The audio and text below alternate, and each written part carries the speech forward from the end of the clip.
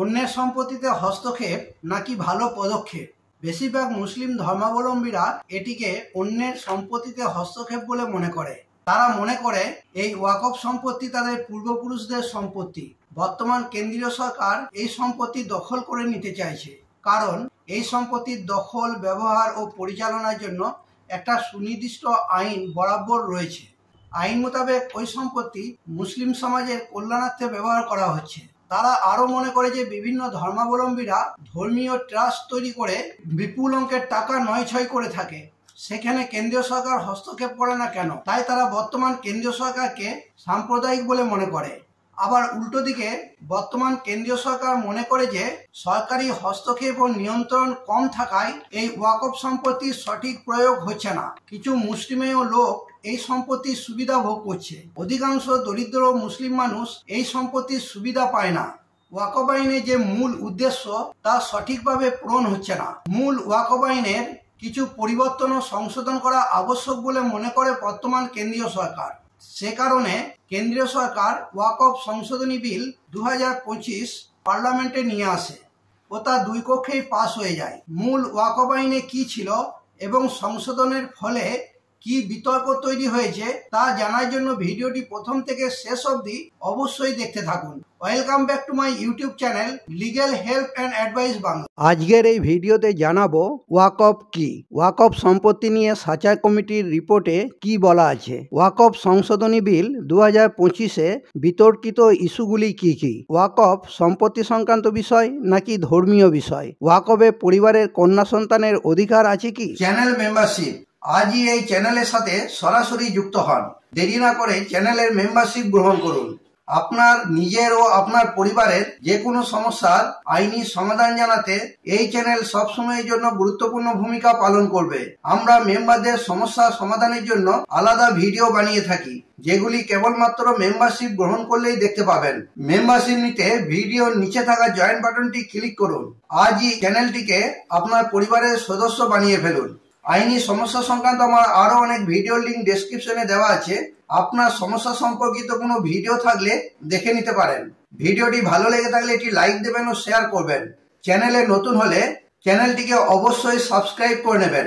সবার আগে প্রয়োজনীয় আইনি তথ্য ও পরামর্শ পেতে পাশে থাকা বেল আইকনটি ক্লিক করে অল বাটনটি প্রেস করে দেবেন, কারণ এই চ্যানেল আপনাদের সমস্যা সমাধানের সহায়ক হিসেবে কাজ করে থাকে।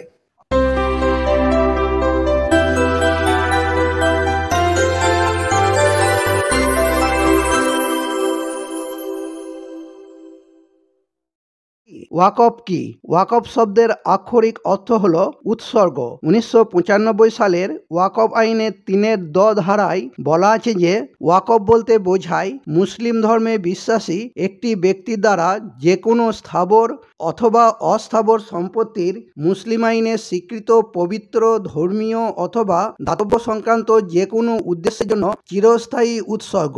এখান থেকে 4টি বিষয় স্পষ্ট হয়। 1. সম্পত্তির উৎসর্গ নিশ্চিত হতে হবে। 2. উৎসর্গটি চিরস্থায়ী হতে হবে। 3. উৎসর্গের বিষয়বস্তুটি উৎসর্গকারীর হতে হবে। 4. উৎসর্গটির উদ্দেশ্য মুসলিম আইনে স্বীকৃত নিশ্চিতভাবে ধর্মীয়, পবিত্র অথবা দাতব্য হতে হবে। এই প্রক্রিয়াটি সম্পন্ন হলে সম্পত্তিটি ওয়াকফ বলে গণ্য হবে।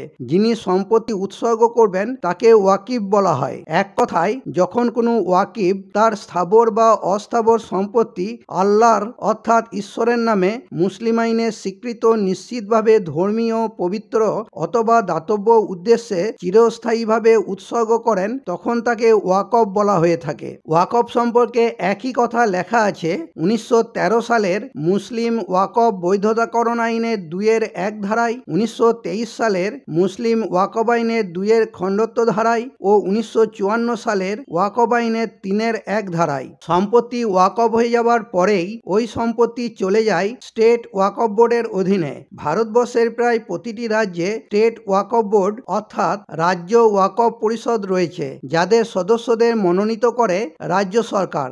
একইভাবে কেন্দ্রীয় স্তরে সেন্ট্রাল ওয়াকফ কাউন্সিল অর্থাৎ কেন্দ্রীয় ওয়াকফ পরিষদ রয়েছে, যাদের সদস্যদের মনোনীত করে কেন্দ্রীয় সরকার। আবার ওয়াকফ সম্পত্তি নিয়ে বিবাদ মেটানোর জন্য ওয়াকফ ট্রাইব্যুনাল গঠন করা হয়। এরপর বোর্ড সিদ্ধান্ত নেয় ওই ওয়াকফ ওয়াকফ সম্পত্তিটি আইন মোতাবেক কি উদ্দেশ্যে ব্যবহার করা যেতে পারে। ওই ওয়াকফ সম্পত্তিটি দেখাশোনা ও তত্ত্বাবধান করার জন্য একজন মুতাওয়াল্লি নিয়োগ করা হয়। মুতাওয়াল্লি ওয়াকফ সম্পত্তি বিক্রয় বা কোনো প্রকার হস্তান্তর করতে পারবেন না। তিনি কেবল ওয়াকফ সম্পত্তি থেকে ইনকাম সৃষ্টি করার কাজ করবেন। ওয়াকফ সম্পত্তি থেকে যে আয় হয় তার 7% স্টেট ওয়াকফ বোর্ডে জমা হয় ও বাকি টাকা মুসলিম সমাজের ধর্মীয় ও দাতব্য কাজে ব্যবহার করা হয়। এই সমস্ত বিষয়টি ওয়াকফ আইন 1995 দ্বারা পরিচালিত হয়। ওয়াকফ সম্পত্তি নিয়ে সাচার কমিটির রিপোর্টে কি বলা আছে? বিভিন্ন সময়ে মুসলমান ওয়াকফ বৈধতাকরণ আইন 1913, ওয়াকফ আইন 1954 ও ওয়াকফ আইন 1995-তে ছোটখাটো পরিবর্তন করা হয়। ইংরাজি 2025 সালে ওয়াকফ সংশোধনী বিল নিয়ে আসে কেন্দ্রীয় সরকার, কিন্তু এর আগেও অর্থাৎ 2013 সালে ওয়াকফ আইনে বড় ধরনের সংশোধন করা হয়, যা ওয়াকফ সংশোধনী অ্যাক্ট 2013 হিসাবে পরিচিত। থাচার কমিটির রিপোর্টের ভিত্তিতে এই সংশোধন করা হয়। মুসলিম সমাজের সামাজিক, শিক্ষা ও অর্থনৈতিক দিক খতিয়ে দেখার জন্য 2005 সালে সাচার কমিটি গঠিত হয়। এই সাচার কমিটি 2006 সালে তাদের রিপোর্ট পেশ করে। এই রিপোর্ট অনুযায়ী 2006 সালে সারা ভারতবর্ষে রেজিস্টার্ড ওয়াকফ ছিল 4.9 লক্ষ এবং মোট এলাকা ছিল 6 লক্ষ একর, যার বাজার মূল্য ছিল 1.2 লক্ষ কোটি টাকা। সাচার কমিটির রিপোর্ট অনুযায়ী ওয়াকফ সম্পত্তির সঠিক ব্যবহার ও দক্ষ পরিচালনার অভাবে সেখান থেকে আয় কম ছিল।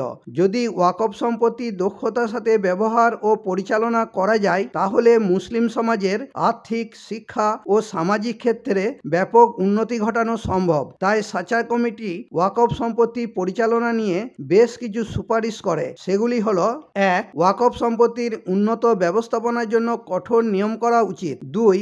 ডিজিটাল রেকর্ড রাখা। 3. ওয়াকফ ট্রাইব্যুনালের ক্ষমতা। 4. মহিলা প্রতিনিধি। 5. সময়মতো জরিপ। 6. ওয়াকফ সম্পত্তির উন্নত ব্যবস্থাপনার জন্য পেশাদারী অমুসলিম ব্যক্তি নিয়োগ করা। সাচার কমিটির এই সুপারিশের ভিত্তিতে 2013 সালে ওয়াকফ সংশোধনী আইন পাস হয়। বারবার সংশোধন করা সত্ত্বেও সমস্যার সমাধান না হওয়ায় 8ই আগস্ট 2024 তারিখে ওয়াকফ সংশোধনী বিল 2024 ও মুসলমান ওয়াকফ বাতিল বিল 2024 লোকসভায় পেশ করা হয়। এই বিল নিয়ে প্রচুর বিতর্ক হওয়ায় বিলটি জয়েন্ট পার্লামেন্টারি কমিটির কাছে পাঠানো হয়। এই কমিটি বিভিন্ন এক্সপার্ট, জনসাধারণ ও বিভিন্ন সংস্থার সঙ্গে কথা বলে 30শে জানুয়ারি 2025 সালে তাদের 25টি সুপারিশের সাথে রিপোর্ট জমা দেয়। এরপর ওয়াকফ সংশোধনী বিল 2025 লোকসভা ও রাজ্যসভায় পাস হয়ে যায়। ওয়াকফ সংশোধনী বিল 2025-এ বিতর্কিত ইস্যুগুলি কি কি? 1. ওয়াকফ আইন 1995 অনুযায়ী যে কোনো অমুসলিম ব্যক্তি তার সম্পত্তি ওয়াকফ করতে পারত। নতুন আইনে যে ব্যক্তি 5 বছর ধরে ইসলাম ধর্ম পালন করে কেবলমাত্র সেই ব্যক্তি তার সম্পত্তি ওয়াকফ করতে পারবে। 2. ওয়াকফ আইন 1995 অনুযায়ী যদি কোনো সম্পত্তি দীর্ঘদিন ধরে মালিকের কোনো প্রকার দলিল, ঘোষণাপত্র ছাড়াই মুসলিম আইনে স্বীকৃত ধর্মীয় অথবা দাতব্য কাজে ব্যবহার করা হতো তাহলে সেই সম্পত্তি ওয়াকফ বলে মান্যতা পেত। কোনো লিখিত দলিলের প্রয়োজন হতো না। নতুন আইনে সম্পত্তির মালিকের অফিসিয়াল ডিক্লারেশন ছাড়া কোনো সম্পত্তি ওয়াকফ বলে গণ্য করা হবে না। 3. নতুন আইনে বলা হয়েছে যে কোনো সরকারি সম্পত্তি যদি ওয়াকফের নামে অফিসিয়াল রেকর্ডভুক্ত থাকে অর্থাৎ দলিল পর্চা থাকে বা ওয়াকফের নামে উৎসর্গ করা হয়েছে এমন কোনো অফিসিয়াল নথি থাকে তাহলে সেই সরকারি সম্পত্তি ছাড়া অন্য কোনো সরকারি সম্পত্তি ওয়াকফ বলে গণ্য করা হবে না। এই সমস্ত নথি যাচাই করার ক্ষমতা ডিস্ট্রিক্ট কালেক্টরকে দেওয়া হয়েছে। তিনি যদি ওয়াকফের নামে কোনো অফিসিয়াল নথি না পান ও যদি দেখা যায় সম্পত্তিটি সরকারি মালিকানাভুক্ত তাহলে তিনি অফিসিয়ালি রেকর্ড বা পর্চা আপডেট করবেন। সেই সঙ্গে সম্পত্তিটি ওয়াকফ তালিকাভুক্ত সম্পত্তি থেকে বাদ চলে যাবে। আবার যদি কোনো সম্পত্তি নিয়ে সরকারের সাথে ওয়াকফ বোর্ডের মামলা চলে তাহলে মামলা চলাকালীন অর্থাৎ মামলার নিষ্পত্তি না হওয়া পর্যন্ত ওই সম্পত্তি সরকারি সম্পত্তি হিসাবে বিবেচিত হবে। 4. ওয়াকফ আইন 1995 অনুযায়ী কোনো সম্পত্তি ওয়াকফ কিনা তা যাচাই করার জন্য রাজ্য সরকার একজন সার্ভে কমিশনার নিয়োগ করেন। সার্ভে কমিশনার তার রিপোর্ট রাজ্য সরকারকে পেশ করে। রাজ্য সরকার সেই রিপোর্ট স্টেট ওয়াকফ বোর্ডে পাঠিয়ে দেয়। এরপর রাজ্য সরকার সরকারি গেজেটে বিজ্ঞপ্তির দ্বারা ওয়াকফ সম্পত্তির তালিকা প্রকাশ করে। সরকারি গেজেটে তালিকা প্রকাশিত হবার 1 বছরের মধ্যে যদি কেউ ওয়াকফ নিয়ে চ্যালেঞ্জ না করে তাহলে তা স্টেট ওয়াকফ বোর্ড ওয়াকফ বলে নথিভুক্ত করে নেয়। ওয়াকফ সম্পত্তি নিয়ে কোনো বিবাদ হলে ওয়াকফ ট্রাইব্যুনালে মামলা করতে হয়। ওয়াকফ ট্রাইব্যুনালের সিদ্ধান্ত চূড়ান্ত বলে বিবেচিত হয়। কেবলমাত্র সংবিধানগত ও আইনগত ত্রুটি থাকলে হাইকোর্ট ও সুপ্রিম কোর্টে আপিল করা যায়। নতুন আইনে সার্ভে কমিশনার পদটির বিলোপ ঘটেছে, তার পরিবর্তে ডিস্ট্রিক্ট কালেক্টর সিদ্ধান্ত নেবেন।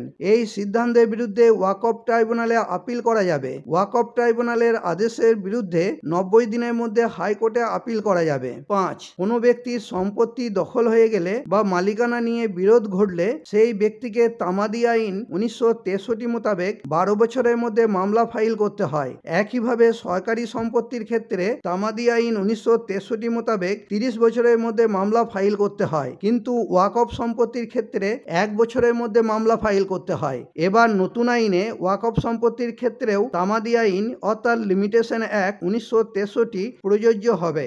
1 বছরের সময়সীমা থাকবে না। 6. ওয়াকফ আইন 1995 অনুযায়ী স্টেট ওয়াকফ বোর্ড ও সেন্ট্রাল ওয়াকফ কাউন্সিলের সমস্ত সদস্যকেই মুসলিম হতে হবে, কিন্তু নতুন আইনে বলা হয়েছে যে স্টেট ওয়াকফ বোর্ডের ক্ষেত্রে 11 জন সদস্যের মধ্যে 2 জনকে অবশ্যই অমুসলিম হতে হবে। একইভাবে সেন্ট্রাল ওয়াকফ কাউন্সিলের 22 জন সদস্যের মধ্যে 2 জনকে অবশ্যই অমুসলিম হতে হবে।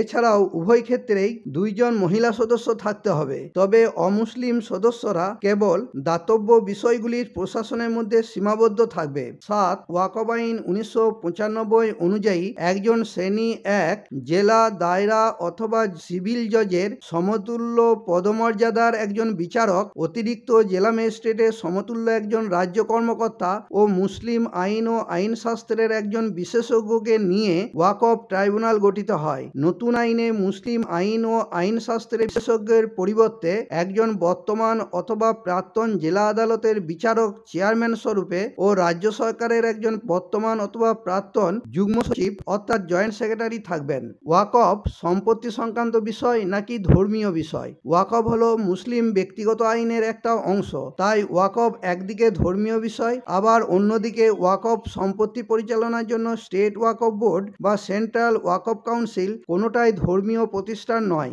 এগুলি ওয়াকফ আইন 1995 দ্বারা পরিচালিত, তাই এটিকে সম্পত্তি সংক্রান্ত বিষয়ও বলা যাবে। ওয়াকফে পরিবারের কন্যা সন্তানের অধিকার আছে কি? ওয়াকফ আলা উলাদ বলতে বোঝায় যদি কোনো ব্যক্তি ঘোষণা করে যে যখন তার কোনো ওয়ারিশ বেঁচে থাকবে না তখন তার সম্পত্তি ওয়াকফ বলে গণ্য করা হবে। এক্ষেত্রে ওয়ারিশ বলতে কেবল পুত্র সন্তানদের গণ্য করা হতো। নতুন আইনে ওয়ারিশ বলতে কন্যা সন্তানকেও গণ্য করা হবে, তারাও সম্পত্তির অধিকার দাবি করতে পারবে। এই আইন নিয়ে পুনরায় বিতর্ক হয় ও সুপ্রিম কোর্টে একাধিক মামলা দায়ের হয়। সুপ্রিম কোর্টে মামলা নিষ্পত্তি না হওয়া পর্যন্ত এই আইনের ভবিতব্য জানা যাবে না এবং ততদিন পর্যন্ত ওয়াকফ তালিকাভুক্ত সম্পত্তি ওয়াকফ থাকবে ও বোর্ড অথবা কাউন্সিলে কোনো পরিবর্তন হবে না। এক্ষেত্রে ওয়াকফ অ্যাক্ট 1995 বলবৎ থাকবে। আজ এই পর্যন্তই। এই সংক্রান্ত কোনো সমস্যা থাকলে কমেন্টে জানাবেন। ভিডিওটি ভালো লেগে থাকলে সাবস্ক্রাইব করে দেবেন। Legal help and advice Bangla channel সর্বদা আপনাদের পাশে আছে।